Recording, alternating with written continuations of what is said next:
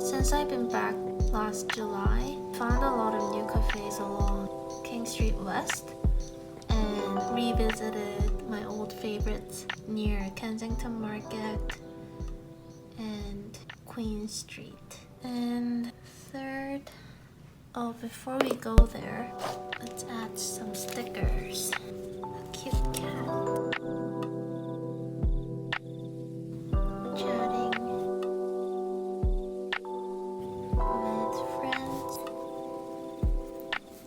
In person for hours.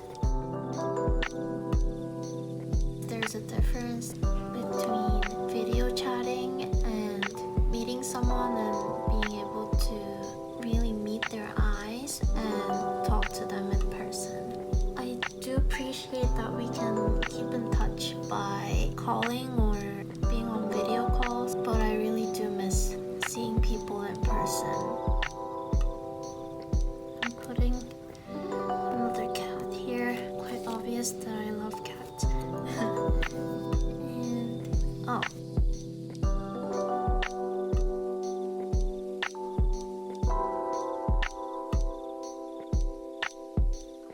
I haven't found that many cats in my neighborhood right now, but when I used to live in Ottawa, there were a lot of cats near my apartment, and I would see some familiar faces around all the time.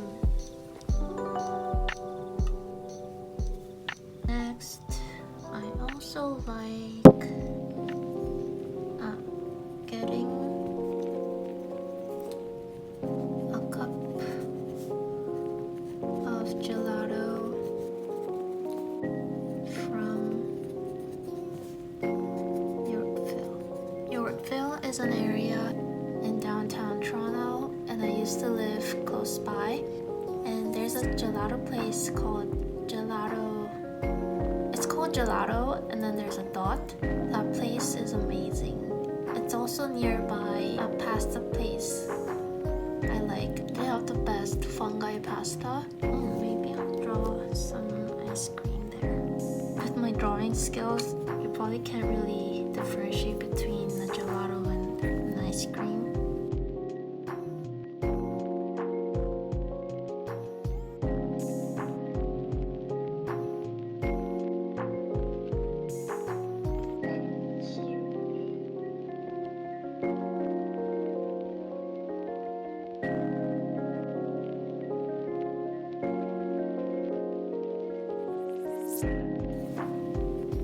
Riding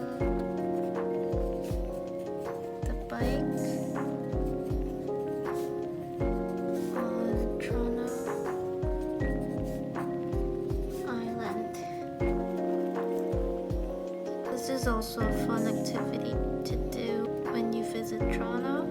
Toronto Island is a 20-minute ferry ride from the harbourfront, and the harbourfront itself is really nice too, but if you take the ferry to the island, it's this peaceful little island where you can lie on the grass and enjoy the sun, or go near the water and look at the city line, or ride a bike like me, or there's a beach as well, so you can have some beach fun there as well.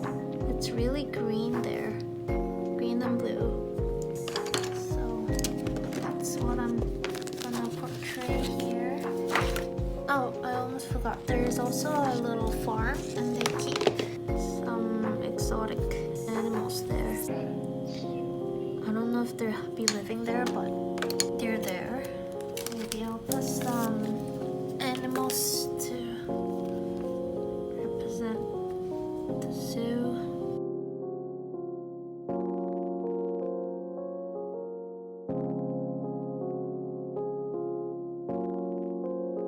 And then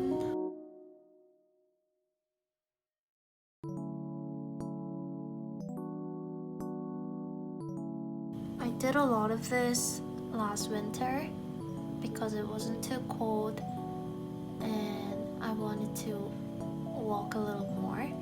And this is challenging at first. It takes about an hour and a half for me. And since living midtown, to do anything downtown, I'm always taking the subway and I was getting a little tired of that. And when I started walking, it was so nice because I get to see different sceneries and see what people are doing around the city more closely than taking the subway or taking the bus. Number 8.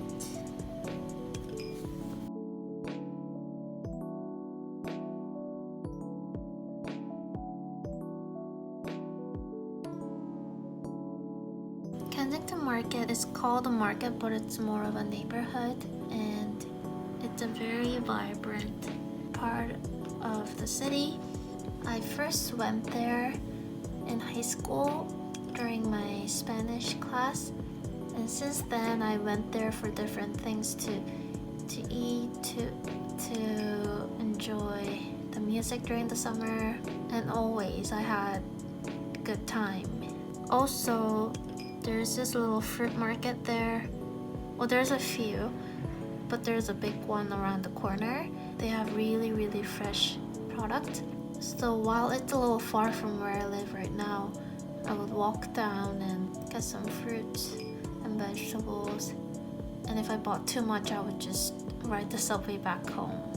Or if I didn't, I would walk back.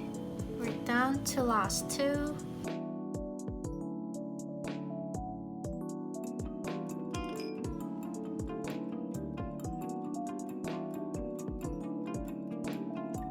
May and June are popular months for celebrations.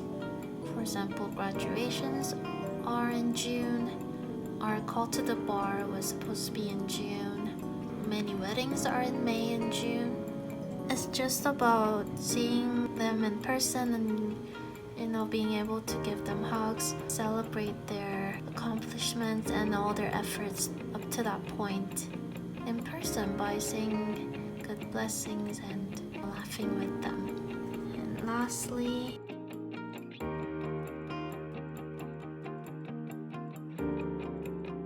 taking the public transportation. I mentioned that I was getting a little tired of taking the subway before, but if I'm not taking it all the time, I usually do enjoy it, especially when it's not underground. And some parts of it is not in Toronto. It's interesting what you notice on buses or subways, what people do to spend their time there, what their expressions are like. And I wonder from how they're dressed, where they're going, just people watching.